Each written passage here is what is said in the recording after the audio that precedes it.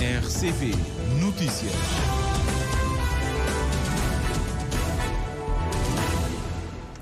São 19 horas em Cabo Verde.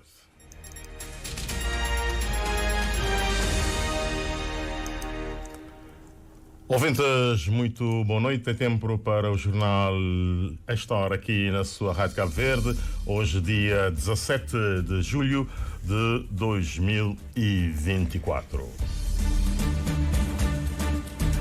Vamos começar com os títulos de atualidade. Cabo-verdiano Anilton César Varela, recentemente eleito o melhor jogador do mundo da modalidade de futsal, condecorado pelo governo de Cabo Verde com a medalha de mérito desportivo de segundo grau. Deputada nacional do MPD pelo Círculo da Boa Vista exorta a Presidente da Câmara a colaborar com o governo na disponibilização de lotes de terreno para que jovens de diferentes localidades possam aceder à habitação condigna.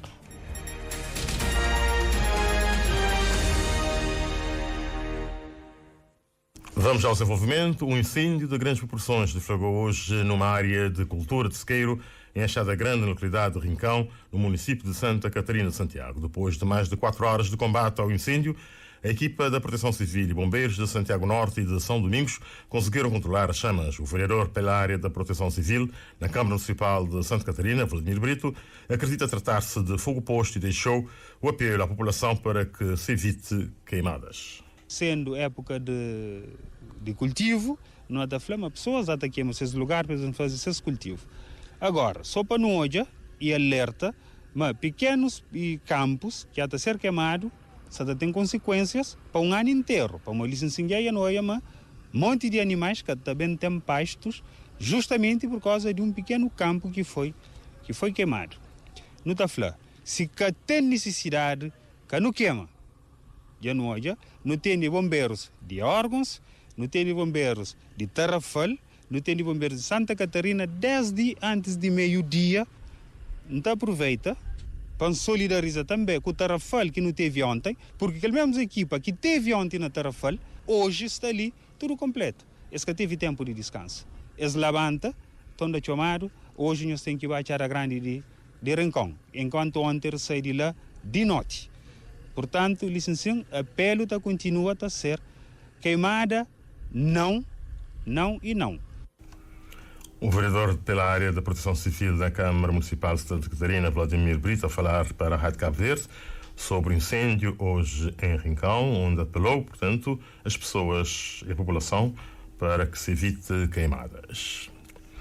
O governo de Cabo Verde distinguiu hoje com medalha de mérito desportivo de segundo grau Anilton César Varela Silva, o recente eleito melhor jogador do mundo da modalidade de futsal. Pani, jogador do Sporting Clube de Portugal e da seleção portuguesa, não escondeu o desejo de ver em palcos internacionais o futsal cabo-verdiano. Levi Salomão. Um misto de orgulho e gratidão. Foi assim que Hamilton César descreveu o seu estado de alma ao ser condecorado pelo país que o viu nascer. O atleta do Sporting de Portugal e da seleção portuguesa de futsal foi eleito o melhor jogador do mundo da modalidade. É um orgulho gigante para mim, para a minha família, para morrer no bem de raízes humildes, mas com boa educação, no cria, no forma e com muito trabalho, não consigo chegar naquele patamar ali, que é um patamar atingível.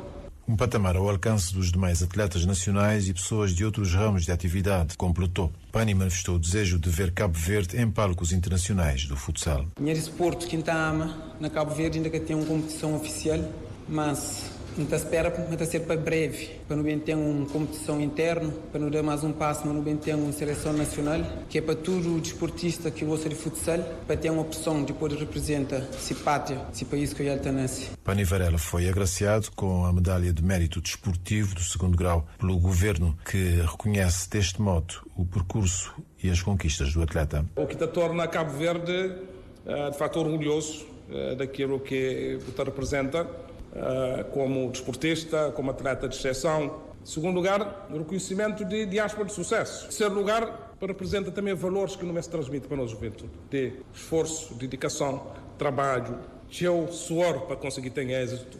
E na vida dá tudo que as outras atividades para não ter sucesso, aquilo que é caminho. O primeiro-ministro endossou o repto de aposta no futsal ao presidente da Federação Cabo-Verdiana de Futebol, Mário Semedo. Relativamente à competição nacional, acho que está a ser preparado, mas relativamente à seleção nacional, se isso for depois o desejo da Federação, se trabalha em conjunto para nos tornar isso realidade, acho que é mais uma modalidade esportiva onde Cabo Verde pode marcar pontos. Ulisses Correia e Silva considera, no entanto, que, ao nível do futsal, Cabo Verde tem potencialidade para chegar aos palcos internacionais, tal como acontece no futebol de 11, basquetebol, handball e outras modalidades desportivas. Anilton César Varela Silva Pani, natural do Tarrafal de Santiago, emigrou para Portugal, onde se despontou no futsal, iniciando a sua carreira no Sport Lisboa e Benfica. Atualmente milita no Sporting Clube de Portugal. O litígio que envolve as duas associações de Karaté do Sal acaba de conhecer outros contornos após a realização no passado fim de semana do Open Sal de Karaté 2024, organizado pela Arquis. Hoje, em conferência de imprensa, a Arquis, a primeira associação de Karaté do Sal, denunciou algumas situações que envolvem o Open Sal de Karaté, como, por exemplo, a legitimidade do financiamento de atividades de uma associação em detrimento de outra e a usurpação de poderes. Valdemar Leida.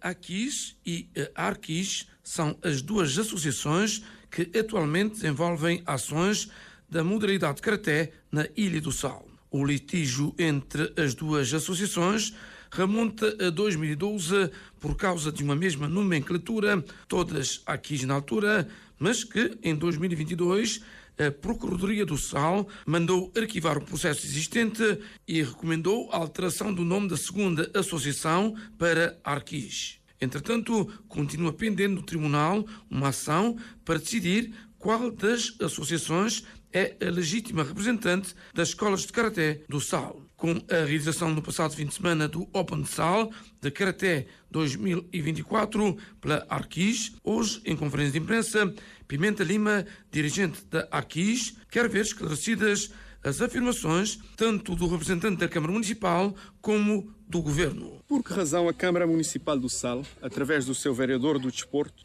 faz de forma tão flagrante a usurpação dos poderes conferidos à Federação Cabo-Verdiana de Karaté sobre a realização de campeonatos de modalidades federadas? Por que é que o Ministro do Desporto faz usurpação dos poderes conferidos à Federação Cabo-Verdiana de Karaté, também de forma tão flagrante, substituindo a Federação nos contactos e fazendo a representação direta do Karaté cabo-verdiano junto de países estrangeiros? Segundo o Pimenta Lima, terá partido do Ministro do Desporto o convite a um atleta, supostamente o campeão da Espanha, para participar no Open. O financiamento do Open pelo erário público foi também questionado por Pimenta Lima, que exige esclarecimentos sobre estas verbas. Foram de facto transferidas verbas do erário público para financiar o Open realizado na Ilha do Sal nos passados dias 12, 13 e 14 de julho, que segundo o próprio promotor ronda os 4.900 contos? É legítimo financiar as atividades de uma associação em detrimento de outra, quando ainda está pendente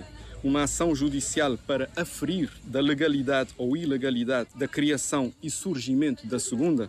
A Arquis mostrou o seu espanto após uma declaração do vereador do Desporto de que o Open Sal pretende substituir o Campeonato Regional de Karaté no Sal, que é da competência da Federação e da Associação. A Arquis considera ilegal a segunda associação, a Arquis, que segundo a mesma anda a beneficiar de financiamentos de entidades públicas, municipais e estatais.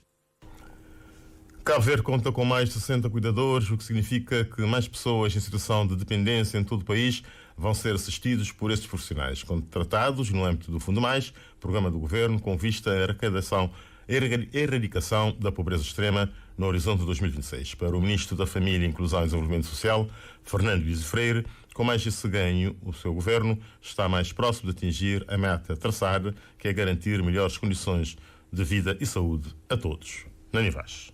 Fernando Elísio Freire, que falava à imprensa na manhã de hoje, no encontro com os novos cuidadores, que passam doravante de 90 para 150 em todo o país. Estamos também a dar ao cidadão o cuidado, às pessoas com deficiência, crianças e pessoas idosas. Hoje são mais 60 cuidadores em todo Cabo Verde e hoje estão aqui 19. que vão juntar-se aos 90 que já exercem as suas atividades, para fazer um total de 150, atingindo 1.200 pessoas.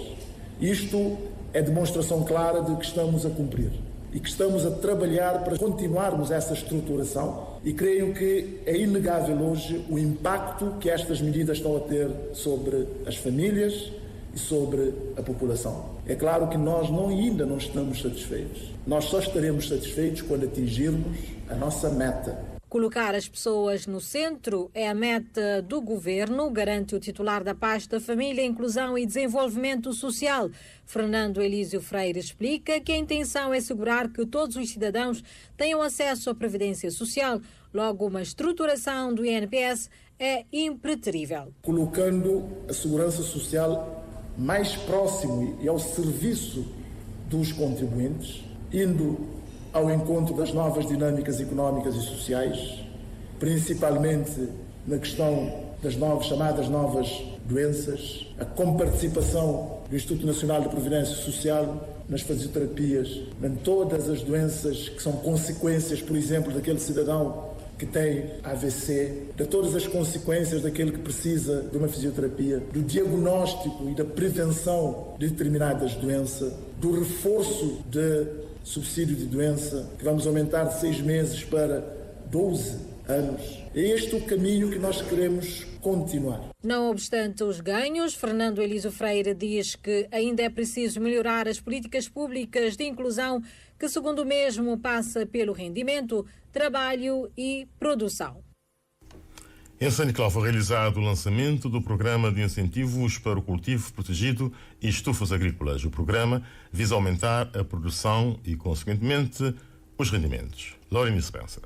O ministro da Agricultura e Ambiente, Gilberto Silva, participou em São Nicolau do lançamento do Programa de Incentivos para Cultivo Protegido e Estufas Agrícolas. Nós queremos ajudar os agricultores a investirem em culturas protegidas. Nós sabemos que pode-se perfeitamente aumentar a produção com as culturas em estufa, mas nós também sabemos que para muitos agricultores trata-se de um esforço financeiro razoável, e o governo que fez é desenvolver um programa que permite, portanto, incentivar este investimento por parte dos agricultores. É evidente que tem critérios de acesso, tem montantes limites, mas o que é preciso dizer é que estamos a injetar cerca de 185 mil contos neste programa, portanto, na economia agrária.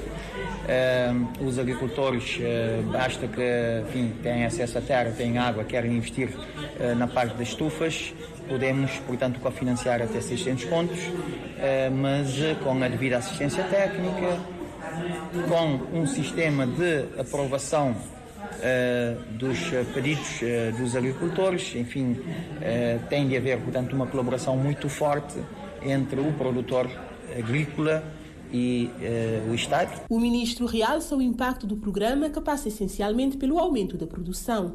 O impacto é podermos aumentar a produção, reduzir o consumo de água, reduzir a incidência das pragas nas culturas e tornar, portanto, a agricultura muito mais tecnológica, se posso dizer assim, e com isto, portanto, termos os benefícios. No final do dia é ter mais rendimento para as famílias dos agricultores e, digamos muito claramente também, queremos é que a agricultura seja muito mais adaptada às mudanças climáticas. Pessoas ligadas à agricultura consideram ser uma boa iniciativa, contudo é necessário dar atenção à forma de obter financiamentos.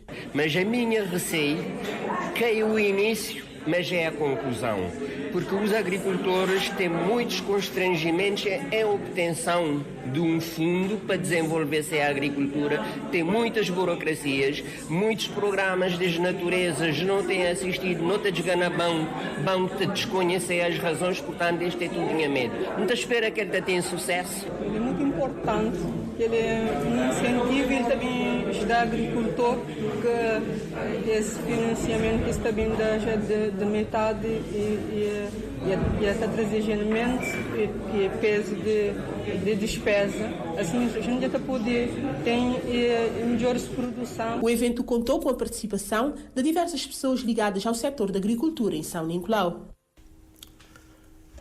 O presidente do PSV diz que políticas do governo para o setor primário estão em banho-maria, em Santiago Norte, e pede investimentos para dinamizar o setor. Por este motivo, Rui Semedo acusa o governo de falta de sensibilidade política no desenvolvimento dos setores básicos a fim de Santiago Norte se inserir na dinâmica nacional do desenvolvimento. Domingos Sanches. O presidente do PSV, acompanhado dos deputados do partido, visita Santiago Norte durante 3 dias e diz ter constatado muitas dificuldades. Não pôde verificar durante todos esses 3 dias que não visita vários pontos e que tem investimento na agricultura, que tem investimento na pecuária, que tem investimento na pesca, o que significa que o setor primário fica para trás. E se o setor primário fica para trás, principalmente naqueles concelhos de Santiago Norte, não se deixa pessoas para trás. Então não tem que ter uma governação mais sensível a problemas de população, a suas necessidades. Educação, acesso à saúde são outros problemas constatados, assegura Rui Semedo. Ontem na órgãos, por exemplo, um senhor se está colocando-se perante um problema que não tem um bom centro de saúde. Entretanto, se pessoas doentes, tem um médico, aquele médico é que pode atender 24 horas, que tem acesso à saúde, por via de ausência de profissionais de saúde. O presidente do PSV pede esforços que visam aprimorar a prestação de serviços de saúde nesta visita, cujo objetivo era também constatar a dinâmica econômica em Assumada. Então, poder local e poder central tem que ser sensível a criar condições para o mercado funcionar com dignidade. E esse mercado, um dos primeiros problemas que está colocando é degradação do mercado e necessidade de investimento para melhorar a qualidade do mercado. O que esse plano já a entrada é que esse mercado, na tempo de chuva, tem filtro de água e não pode verificar que parede está tudo com limos, está despinta, está degrada. Então, tem criado condições para pessoas poderem bem mercado, frequentar mercado, vender seus produtos ou compra produto na quem que está vende, na condições de dignidade, mas sobretudo na condições de salubridade para a vida e a saúde de pessoas que está a ser posto em causa. Rui Semedo avança que o PSV tem uma perspectiva diferente de governação. É que é uma perspectiva distributiva no sentido de dar, mas, por exemplo, na agricultura você tem que criar pessoas condições de acesso à água. Acho que Tarrafal já dá um sinal, já demonstra claramente que é possível. Santa Cruz já demonstra claramente que é possível. Não tem outros conselhos que já demonstram que é possível. Então não tem que criar essas condições para desenvolvimento local. O presidente do PSV visita Santiago Norte no âmbito do debate sobre o estado da nação e questiona a saída de jovens para fora da região. E o grupo de deputados do MPD pelo ciclo eleitoral de Santo Antão terminou na tarde desta quinta-feira uma visita de 3 dias ao Conselho do Paúl. No habitual balanço aos órgãos de comunicação social, o porta-voz do grupo, Adilson Fernandes, realçou a parceria existente entre o Governo e a Câmara Municipal no que tange aos investimentos feitos em termos de desencravamento das localidades, bem como na requalificação urbana. Augusto Oliveira. Adilson Fernandes adiantou aos órgãos de comunicação social que a visita serviu para contactos diretos com as populações e com as autoridades, as forças vivas e operadores económicos, a fim de se inteirar das preocupações e dos desafios por que passa o município de Paúl. Aquele deputado da Nação diz ter também constatado a boa parceria entre os poderes central e local no que toca aos investimentos em curso. Durante esses 3 dias nós podemos constatar a boa parceria existente entre a Câmara Municipal do Paúl e também o Governo de Cabo Verde, através de obras importantes que estão a ser implementadas aqui no município do Paúl, nomeadamente a construção da estrada de Lombo Comprido, uma localidade com um enorme potencial em termos de turismo e que o Governo e a Câmara Municipal está a trabalhar para potenciar a vocação turística dessa localidade. Igualmente, nós temos outros desafios em termos de desencravamento que iremos continuar a trabalhar nos próximos tempos para desenvolver e desencravar comunidades, nomeadamente Pedra das Monças, Ribeira de Penedo, mas também nós anunciamos aqui a segunda fase da construção da estrada, portanto, de Cabo da Ribeira. Adilson Fernandes destacou ainda a requalificação urbana de Pontinha de Janela e Penedo, um projeto integrado que, em seu entender, irá melhorar a qualidade de vida das pessoas nessas duas localidades. Estamos a falar de uma comunidade pescatória, mas também estamos a falar de uma comunidade que tem um potencial imenso em termos de turismo.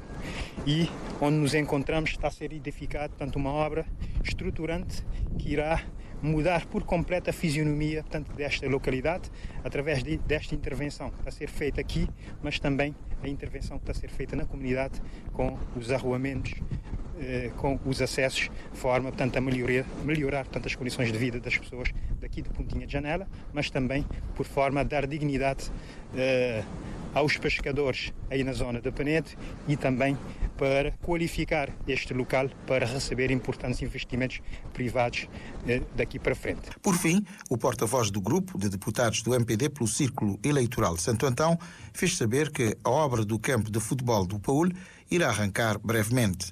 Tendo em conta que o concurso da empreitada foi recentemente, portanto, publicado e ainda no decorrer desta semana nós teremos, portanto, a empresa que será escolhida e que irá, portanto, executar tantas obras e acreditamos que será, portanto, um investimento de 127 mil contos e que irá contribuir de que maneira para tornar o município do Paúl um município de excelência em termos do futebol.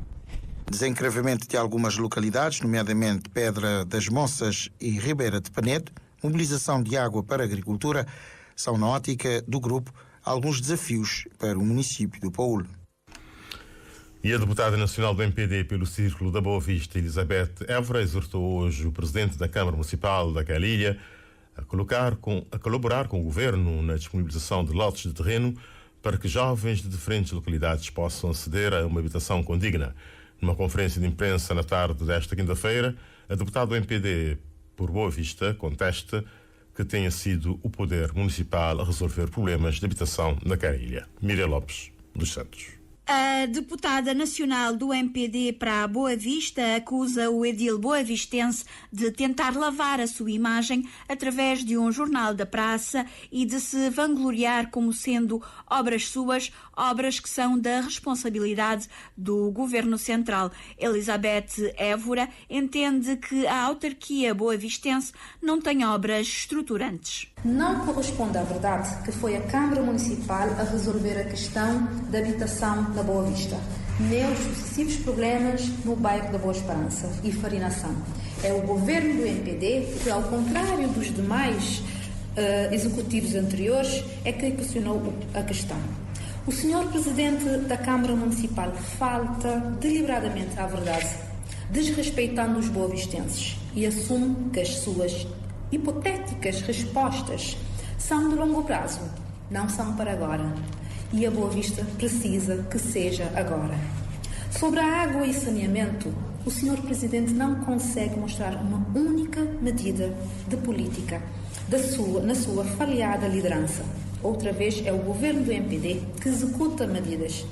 São conhecidos os avultados investimentos realizados e em curso para resolver em definitiva esta situação. O governo aprovou em sede de Conselho de Ministros investimentos superiores a 680 milhões de escudos para equacionar a rede de esgotos na cidade de Salrei e resolver em definitivo a produção e abastecimento de água em Bofareira e Estância de Baixo. A deputada nacional do MPD, Elizabeth Évora, também defende que o edil da Boa Vista não está preparado para gerir uma ilha tão importante. Para sua falta de capacidade, evoca discriminação pelo governo, mas não se coíbe de apoderar de obras do governo para exibir como sendo dele ou da Câmara. Está evidente que ele não está preparado para a gestão de uma ilha tão importante como a ilha de Boa Vista. A verdade é clara. Nos últimos 8 anos, o governo do MPD investiu mais de 2,6 milhões de contos em áreas como habitação, onde foram beneficiadas mais de 600 famílias e culminou com a eliminação das barracas no bairro da Boa Esperança e de Farinação. O governo também já anunciou a construção de mais 50 casas modelo T2, pelo que apelamos à Câmara Municipal, que colabore com o governo na disponibilização de lotes de terrenos nos diversos povoados, para que os jovens destas localidades possam também aceder à habitação contígua. Para a mesma deputada do MPD, a situação lastimosa em que se encontra o Largo de Santa Isabel, na Ilha da Boa Vista, é o exemplo maior da incompetência do presidente da Câmara daquela ilha. O presidente da Juventude para a Democracia, Vander Gomes, está de visita à Ilha do Fogo. O objetivo da deslocação foi tomar pulso da dinâmica da juventude em matéria do emprego, ensino superior, formação profissional e reinserção social. Anabela Varela. Vander Gomes, presidente da Juventude para a Democracia, disse ter registrado com satisfação o número elevado de beneficiários do Instituto de Emprego e Formação Profissional, cerca de 1.000 nos primeiros 6 meses em toda a região Fogo e Brava, divididos por 10 ações de formação. A meta é conseguir mais 1.000 formandos nos últimos 6 meses de 2024 e totalizar mais de 20 ações de formação. Isso, a seu ver, mostra um compromisso do IFP e do Governo em capacitar os jovens da região. Registramos com bastante satisfação a instalação do polo da UniCV aqui na Ilha do Fogo, com 2 cursos iniciais, a Geologia e a Agronomia. São cursos que a Ilha do Fogo necessita, o mercado precisa também para de jovens formados e qualificados nessas áreas. E eu faço aqui um apelo para que os jovens da Ilha do Fogo se inscrevam nas 2 ações de formação, porque são áreas com bolsas de estudo atribuídas pelo governo. Portanto, é uma forma também dos jovens estudarem cá, porque significa menos custos para as famílias. Entretanto, o curso de agronomia não chegou a funcionar por falta de alunos que preferem ir para outras ilhas e para a imigração. Vander Gomes considera que é preciso insistir na sensibilização de pais e nos liceus para despertar o interesse dos jovens. Nós podemos reverter este quadro, podemos criar todas as condições para que os jovens se sintam mais atraídos para viver aqui na Ilha do Fogo. A nível da reinserção social, Vander Gomes registrou igualmente uma boa dinâmica com gabinetes de apoio dentro e fora da cadeia regional para evitar a reincidência e defendeu também aqui a sensibilização para evitar o aumento dos crimes de agressão sexual contra menores. Porque o objetivo final da reclusão não é a penalidade, mas sim reabilitar o indivíduo. Se temos estado a ver alguma tendência de diminuir esses tipos de crimes, quer dizer que a sensibilização está a surtir os seus efeitos, também para que as famílias estejam mais atentas aos pequenos sinais que os filhos normalmente dão quando estão a ser vítimas de agressão, violência sexual, e só assim juntos podemos eliminar completamente a violência sexual contra crianças. No que diz respeito à juventude partidária, ainda hoje, Vander Gomes dará posse aos novos dirigentes. Pedro Andrade será o novo líder da Juventude Ventoinha em São Filipe. Depois fará o mesmo em Santa Catarina e Mosteiros. E a terminar, em São Vicente, foi apresentado no final da tarde de hoje, no Centro Cultural do Mindeiro, o livro O Deus que Não Possuímos, da autoria do padre José Eduardo Afonso. Trata-se de uma obra que resulta de uma investigação retórico-literária e teológica centrada na primeira carta de Coríntios, capítulo 1, versículo 18 e capítulo 2, versículo 5, e poderá servir de instrumento de trabalho nos cursos de Teologia e Ciências Religiosas, conforme o autor, Albertino Brito. De acordo com o padre José Eduardo Afonso, atual reitor da Escola Universitária Católica de Cabo Verde e autor do livro O Deus que Não Possuímos, esta obra poderá ser utilizada no ensino dos cursos de Teologia e Ciências Religiosas. Desde a minha chegada, nós estamos a trabalhar neste projeto e este ano vai sair um primeiro grupo licenciado em Cabo Verde em Ciências Religiosas e nesse curso nós trabalhamos, por exemplo, com textos bíblicos e não só, mas o trabalho que nós fazemos com os textos bíblicos nos cursos de licenciatura e de mestrado em Ciências Religiosas é precisamente dar aos alunos, independentemente do credo ou da religião, ferramentas credíveis, sérios, para uma interpretação mais livre possível e mais coerente possível com os textos bíblicos e com a sua mensagem. Por exemplo, uma pessoa que se abeira de um texto bíblico tem que conhecer o contexto em que surgiu, tem que conhecer o destinatário para quem o autor, neste caso o agiógrafo, escreveu, tem que saber quais os motivos, quais, digamos, os objetivos que estão por detrás da intenção do autor. O padre José Eduardo Afonso considera que o Deus que não possuímos É um título um tanto quanto provocativo. Mas tem a ver com o percurso e a pesquisa que foi feito à volta de um texto bíblico, do ponto de vista científico, e que nos levou a chegar a esta conclusão, que tem muito a ver com a forma como Paulo, o apóstolo Paulo, pensava acerca das percepções que as pessoas tinham de Deus. E Paulo, tanto no texto que serviu de base para a feitura deste livro, diz-nos que Deus é muito mais, está muito mais além da nossa capacidade de percepção e de racionalização. E a grande tentação dos gregos, no tempo de Paulo, era conceitualizar o próprio Deus. Era quase que aprisionar a ideia de Deus a partir do conceito das ideias e capacidades de interpretação. Então, no texto que serviu de base, Paulo, no fundo, diz que Deus é infinitamente maior do que a nossa capacidade de percepcionar, de conceitualizar e de conceber as ideias acerca desse Deus que se revela e se manifesta na pessoa de Jesus Cristo, cujo ponto alto é a sua entrega na cruz. O livro O Deus que Não Possuímos, da autoria do padre José Eduardo Afonso, foi apresentado no final da tarde no Centro Cultural do Mindelo. E quando são 19 horas mais 30 minutos, chegamos ao fim do nosso Jornal da Noite, aqui na sua RCV, da data de 17 de julho de 2024. A todos os ouvintes, só nos resta desejar-vos votos de muito boa noite e boa sintonia com a Rádio Cabo Verde. Voltamos amanhã a partir das 15 horas. Boa noite.